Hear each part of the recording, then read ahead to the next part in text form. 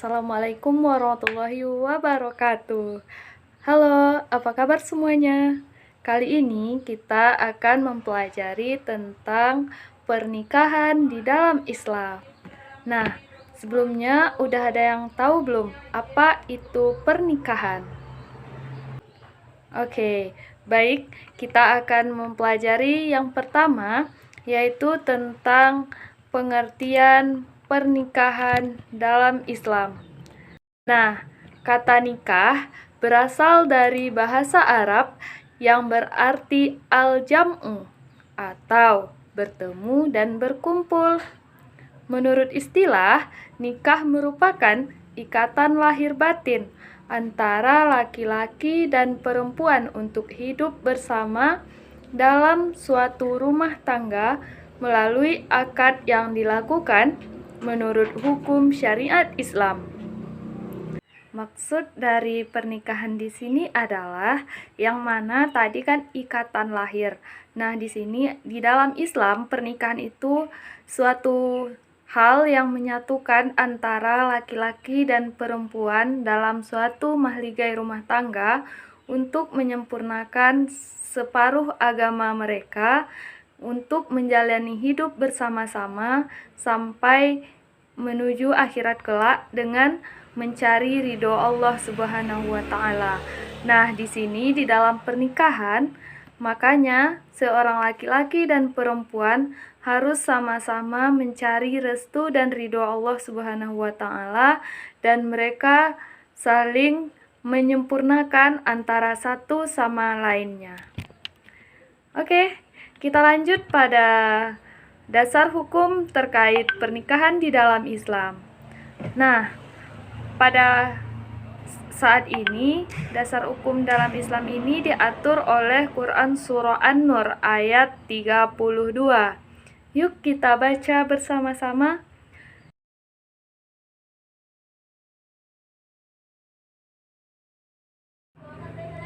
Yang artinya, dan nikahkanlah orang-orang yang masih bujang di antara kamu, dan juga orang-orang yang layak menikah dari hamba-hamba sahayamu yang laki-laki dan perempuan.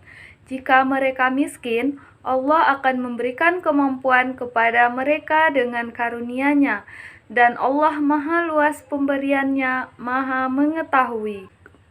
Maksud dari Quran Surah An-Nur ayat 32 ini adalah Allah memerintahkan kita dan memerintahkan seluruh umat muslim untuk menikahkan orang-orang yang masih bujang, walaupun orang tersebut tergolong hamba sahaya. Yang penting pernikahan itu terjadi antara laki-laki dan perempuan. Jika orang tersebut takut menikah karena miskin, karena tidak punya harta, maka yakin dan percaya Allah dengan segala kemampuan dan segala kebesarannya akan menolong orang-orang yang memohon pertolongan kepadanya. Kita lanjut pada hukum pernikahan. Nah, hukum pernikahan ini terdapat 5 macam. Yang pertama, hukum pernikahan yaitu jaiz atau mubah, yang artinya dibolehkan, dan inilah yang menjadi dasar hukum dalam pernikahan.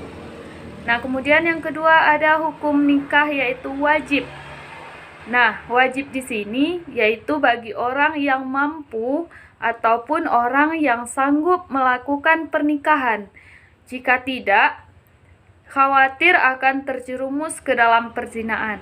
Mampu di sini adalah mereka mampu dari segi finansial, segi ilmu, ataupun segi yang mampunya itu dari segi lahir dan batinnya. Namun jika tidak segera untuk dilakukan pernikahan, maka akan muncul ataupun terjerumus ke dalam perbuatan dosa atau perzinaan. Nah, kemudian yang ketiga yaitu hukum pernikahannya sunnah, yaitu orang yang mampu menikah tapi masih sanggup mengendalikan dirinya dari godaan yang menjurus kepada perzinaan. Selanjutnya yaitu hukum pernikahan makruh, yaitu orang yang melakukan pernikahan dan telah memiliki keinginan atau hasrat tetapi ia belum mempunyai bekal untuk memberikan nafkah tanggungannya. Selanjutnya, hukum pernikahan yaitu yang terakhir haram. Ialah orang yang melakukan pernikahan karena dia ada mempunyai niat jahat ataupun niat buruk seperti balas dendam dan seperti niat menyakiti perempuan. Selanjutnya, kita bahas tentang tujuan pernikahan.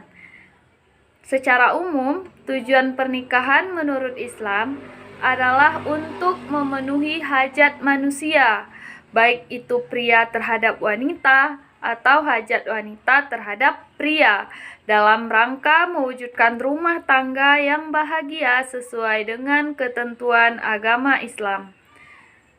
Dapat kita uraikan satu persatu tujuan dari pernikahan itu sendiri.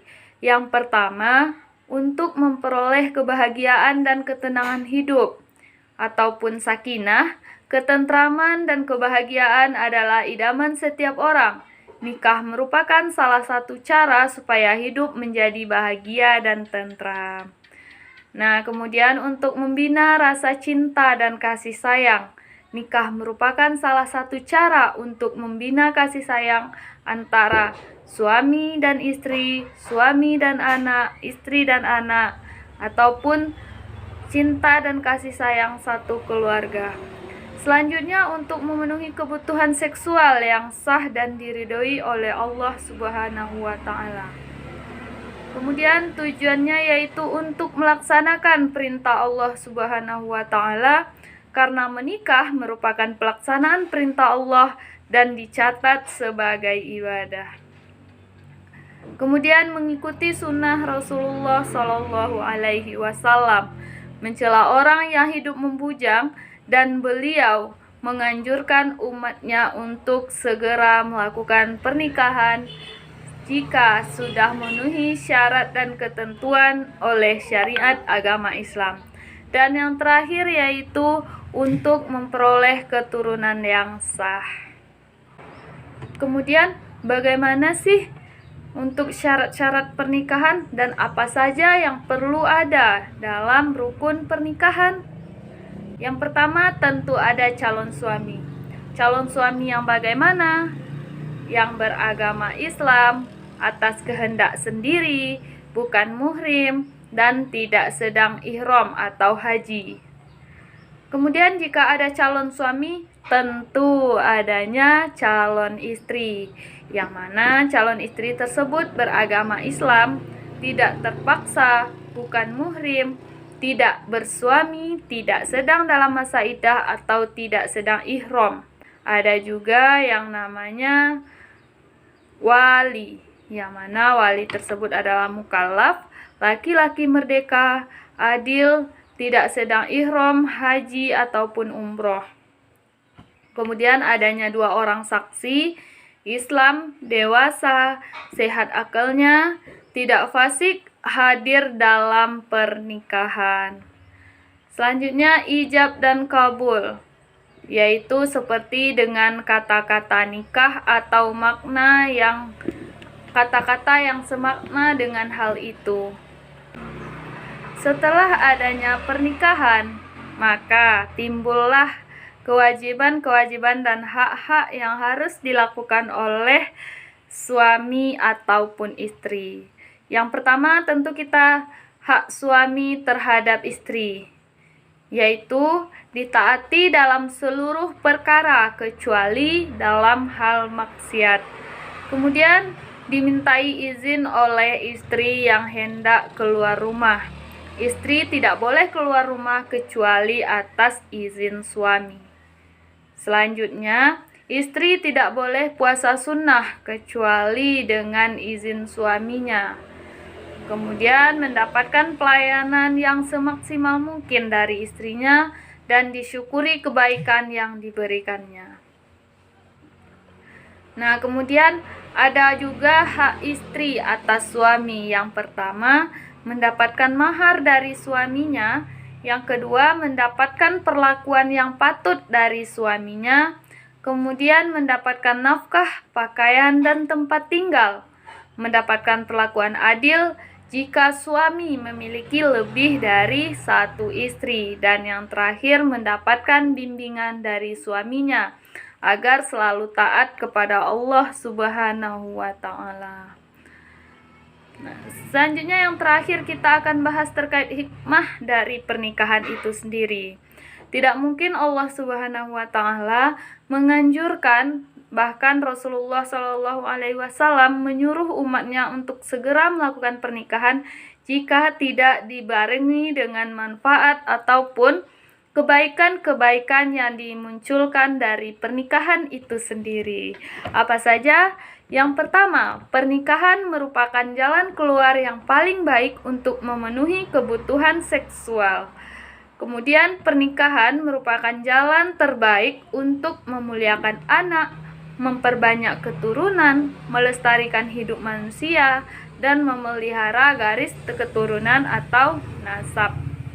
Nah, selanjutnya, pernikahan menumbuhkan naluri kebapakan dan keibuan yang menumbuhkan pula perasaan cinta dan kasih sayang di dalam keluarga. Kemudian, pernikahan menimbulkan sikap rajin dan sungguh-sungguh dalam bekerja karena adanya rasa tanggung jawab terhadap keluarganya.